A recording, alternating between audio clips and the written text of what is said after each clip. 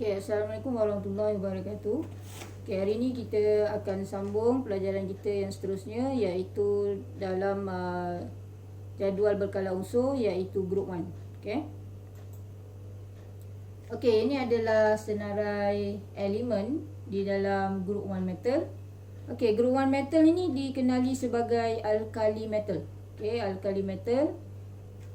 Okay, dia terdiri daripada lithium, sodium, potassium, rubidium, cesium dan juga francium. Okay. Kalau kita tengok dia punya elektron valence dia semuanya adalah 1. Sebab tu dia berada dalam kumpulan 1. Okay. Okay, jadi untuk rubidium, cesium dan francium ni, susunan elektron dia berbeza daripada yang kita belajar sebelum-sebelum ni. Sebab proton number dia adalah lebih daripada 20. Okay, proton number more than 20. So dia punya susunan elektron adalah berbeza. Okay, physical properties. Okay, sifat fizikal. Okay, yang pertama grey solid with shiny surface. Okay, sebab dia adalah metal, so dia punya physical properties dia lebih kurang macam logam lah. Okay, cuma logam kumpulan 1 ini dia softer and density lower than other metal. Okay, dia lebih lembut. Okay, lebih lembut. Dan kalau kita buat eksperimen tu, logam ni kita boleh potong guna pisau saja. Okay, kalau logam-logam yang lain kan keras kan, tak boleh potong guna pisau. Okay, tapi logam kumpulan 1 kita boleh potong dengan pisau saja. Okay, ketumbatan lebih rendah daripada logam-logam yang lain. Okay.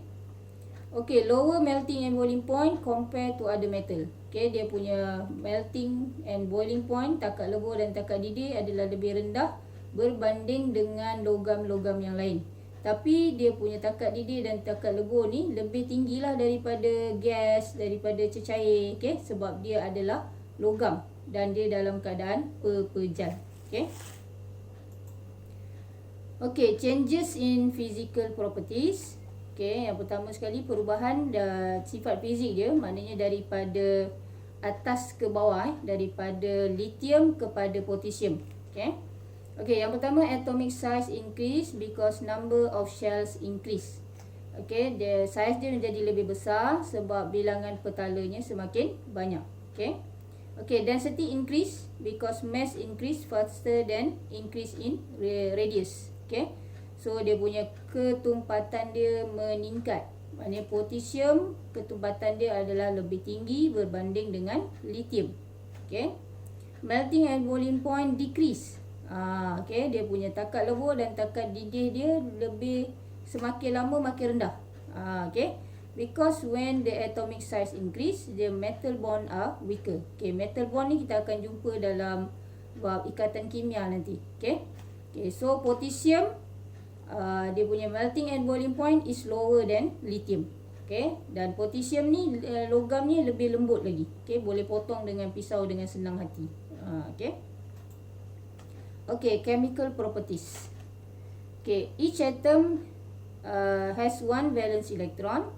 Release one electron to achieve duplet or octet electron arrangement. Okay, jadi setiap atom dalam kumpulan 1 ni dia mempunyai satu elektron valence dan dia akan melepaskan satu elektron valence dia tu untuk mencapai susunan elektron duplet ataupun octet yang stabil. Okey, duplet untuk lithium lah. Okey, lithium dia 2 1. So dia release one electron, so achieve a duplet electron arrangement. Manakala untuk octet, untuk logam-logam yang lain, okey, contoh macam sodium 281, release one electron to form 28. Okay, achieve octet electron arrangement. Okay, reactivity of group 1 metal. Okay, the reactivity increase when going down the group. Okay, jadi makin ke bawah logam itu menjadi semakin reaktif. Okay, jadi semakin reaktif.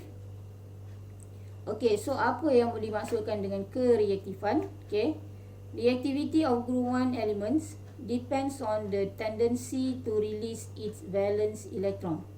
Okay, the easier the element to release its valence electron, the more reactive the element. Okay. So kereaktifan unsur kumpulan satu ni bergantung kepada kecenderungan untuk melepaskan elektron. Okay. Maknanya lagi mudah, lagi mudah dia melepaskan elektron, dia adalah lebih reaktif. Okay, kita tengok apa sebab dia.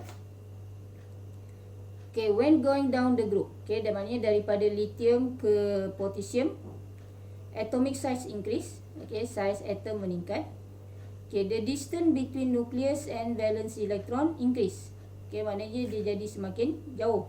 Nucleus duduk kat tengah, valence electron duduk di petala yang terakhir tu.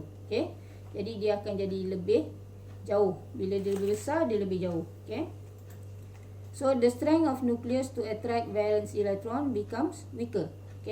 Nucleus ni ada proton kat tengah. Jadi proton ni dia tak bergerak mana-mana. So dia punya fungsinya adalah untuk menarik elektron. Jadi bila jarak dia semakin jauh, maknanya daya tarikan tu akan menjadi semakin lemah. So easier for atom to release its valence electron. Jadi dia pegang pun dah tak kuat. So lagi mudahlah dia untuk melepaskan satu elektron valence dia. So the reactivity increase. Tadi kita tengok reactivity, the easier the atom to release electron, so more reactive the atom. Jadi tindak balas group 1 metal ini ada 3, iaitu tindak balas dengan air, reaction with water, reaction with oxygen gas, and reaction with chlorine gas.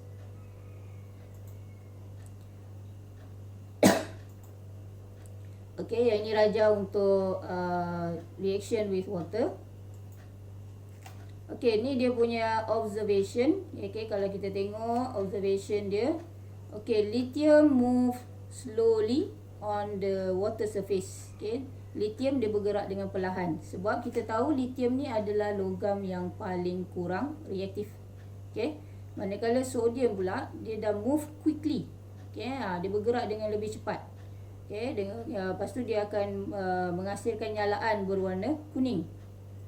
Dalam warna kuning. So sodium is a reactive metal. Maknanya sodium kereaktifannya adalah lebih tinggi berbanding dengan lithium.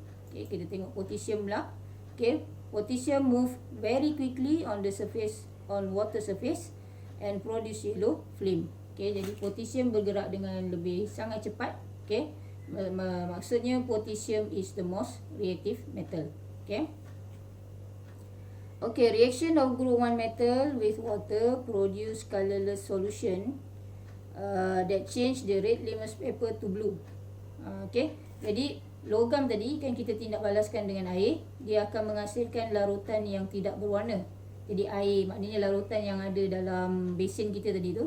Bila kita uji dengan kertas limus merah, dia akan bertukar menjadi biru. Maksudnya larutan yang terhasil bersifat alkali. Dia bersifat alkali. Sebab dia alkali metal kan. Bila dia bertindak balas dengan air, dia akan menghasilkan larutan yang bersifat alkali. Ni dia punya equation. Lithium bertindak balas dengan air menghasilkan lithium hydroxide and hydrogen gas. Bila logam bertindak balas dengan air, dia akan menghasilkan gas hidrogen. Dan larutan yang tidak berwarna dalam basin tu tadi, itu adalah lithium hydroxide, iaitu alkali tu tadi. Jadi dia punya equation dia semua sama. Jadi dua-dua kat depan ni adalah balance equation. Seterusnya tindak balas dengan gas oksigen. Alkali metal akan diletakkan di atas sudu pembakaran ini dan kemudian dibakar dulu. Dan kemudian bila dah terbakar, kita akan cepat-cepat masukkan ke dalam balang gas yang mengandungi oksigen. Dan kita tengok dia punya observation. Lithium burns slowly with red flame. Produce white solid. White solid dissolve in water to produce colorless solution. Jadi lithium terbakar dengan perlahan. Dengan nyalaan berwarna merah, menghasilkan pepejal berwarna putih. Kemudian pepejal warna putih tadi tu kita akan masukkan ke dalam air dan dia akan menghasilkan colorless solution. Maknanya dia larut dalam air itulah. Okey, dia bergerak perlahan tu sebab dia terbakar dengan perlahan tu sebab dia adalah logam yang paling kurang reaktif untuk lithium, dan white solid yang terhasil adalah lithium oxide. Okey. Okey, kemudian dilarutkan dalam air. Okey. Okey, jadi pemerhatian tu kita akan nampak nyalaan tu akan lebih besar untuk sodium. Okey, burns brightly. Okey, burns brightly maknanya dia nyalaannya lebih terang dan akan menghasilkan nyalaan berwarna kuning, yellow flame. Okey, hasilnya masih lagi sama, white solid.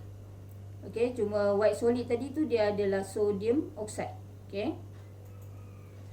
Okey, potassium burns very brightly. Yang ni kita nampak dia punya kereaktifan dia lah. Kereaktifan dia makin meningkat apabila menuruni kumpulan. Okey. Okey, ni dia punya persamaan. Okey, lithium bertindak bala dengan oksigen.